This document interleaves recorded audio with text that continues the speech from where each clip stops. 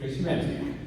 Good afternoon, everyone. Thank you to the Chamber for sponsoring this debate today. In 2015, you put your confidence in me to bring our voice to Ottawa. I took off my work boots and went right into the House of Commons, where I hit the ground running for the people of Essex, and I haven't stopped since. I know our riding. For the past 4 years, I've been immersed in the struggles, stories, and victories of everyone here. I have been a strong national voice on issues that matter to us: manufacturing jobs, farmers, seniors, housing, pharmacare, and fair trade. I know that people are struggling. I hear it at the door every day. People are seeing costs go up, but their wages or fixed incomes stay the same. This election, you Democrats are fighting for the issues that matter to you: the economy that works for us all, good jobs, secure pensions, fair taxation, and a climate plan that treats the crisis we're in seriously. Thank you very much, Nancy. Our tax system is disproportionately hard on small businesses and families and Canadians. We need a fair tax system in our country. Those with the very most in our country, $20 million or more, can afford to pay an extra 1%. That would generate $70 billion that could go into services that are desperately needed in our communities. We need to close the stock option tax loopholes that exist, and we need to stop the offshoring of money. We are losing tens of billions of dollars every single year going out of our country because we, quite frankly, aren't willing to have the courage to stop that from happening. It's time that we stand up and we look at the impact on families and make sure that those who have the most in our country are paying more.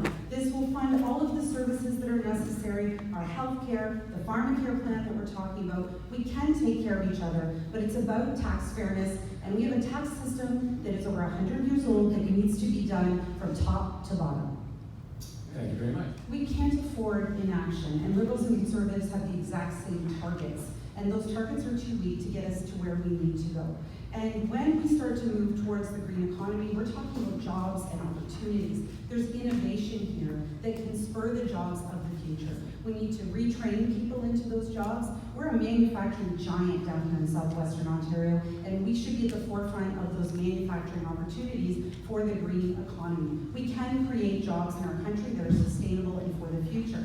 We need to declare a climate emergency. We had a rally last week down in Charles Clark Square that was filled with young people who are demanding action on the stage here in Canada.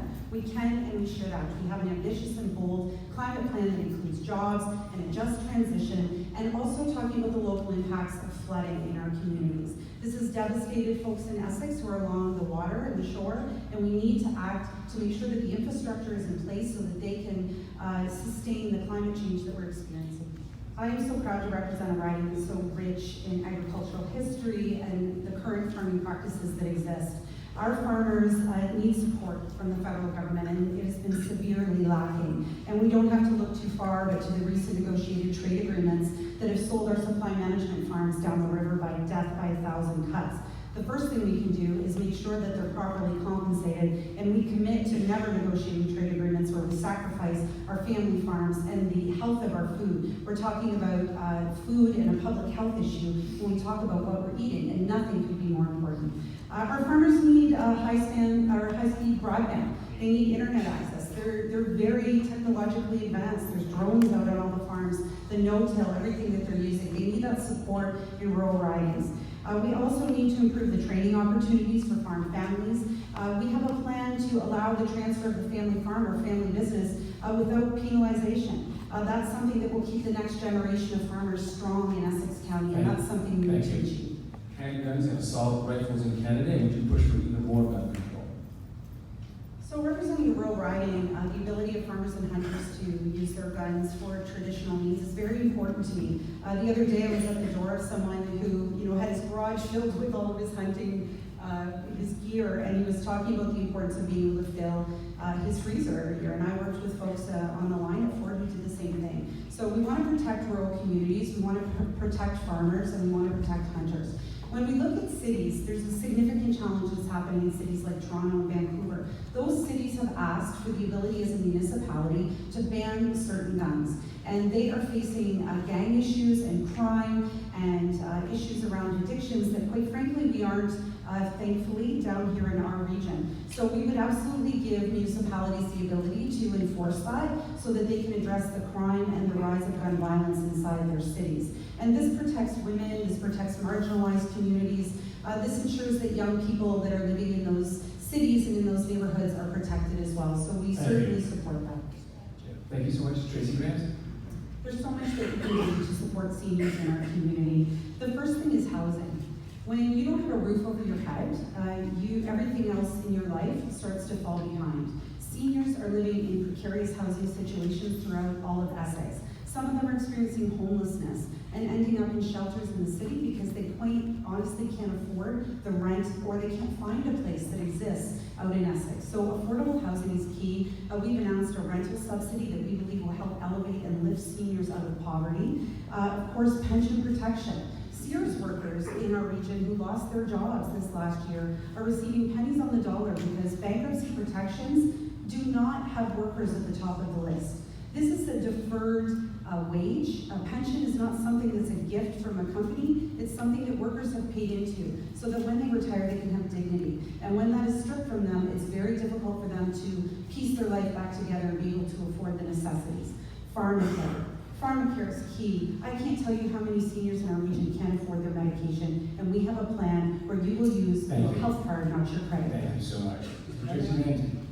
Yeah, it's no surprise that in Essex we grow things and we do it well. So we are certainly one of the top locations for marijuana growing, for opportunities in the industry. The problem we have is that the Liberals put an arbitrary date without a comprehensive plan. So they never did the work that would have been created a plan that was more sustainable than what we have right now. We need an appropriate model. You know, we saw Doug Ford bungle this so badly in Ontario that we lost $43 million in the first year when there could have been opportunities. I don't know how it's possible that this burgeoning industry loses money within the first year. We need a balanced approach that looks at all sides and brings a model for consumers, growth in the industry, and provides returns that benefit our communities. We have to have a balance on the socioeconomic side. We have to talk about addiction supports. But honestly, it's that balanced approach that would make such a huge difference. The Liberals heard from a task force. We had so many New Democrat amendments that we made to this legislation that would have improved across the board, and unfortunately they did not listen. Thanks so much, Ramsey. This election is about who you can trust to fight for you and work hard on the issues that matter to the people in Essex. I have been honored to represent this riding. I've worked with everyone to make our communities better. I know the job. I've been competent, capable, and focused on policies that matter to our communities. I have endorsements from leaders in the business community like Barry Zuckelman and Tony Azar, alongside labor leaders like Jerry Dias and Brian Hogan, because I have a proven track record of standing up for working people, businesses, and the jobs in our community. I have been a strong voice in Ottawa, ensuring we are heard on the national stage. I believe that we can have an economy that supports strong businesses, creates good jobs, and lifts everyone up. So the question is clear: who is going to fight for you? I am. From day one, I have fought with everything I have for the people of Essex.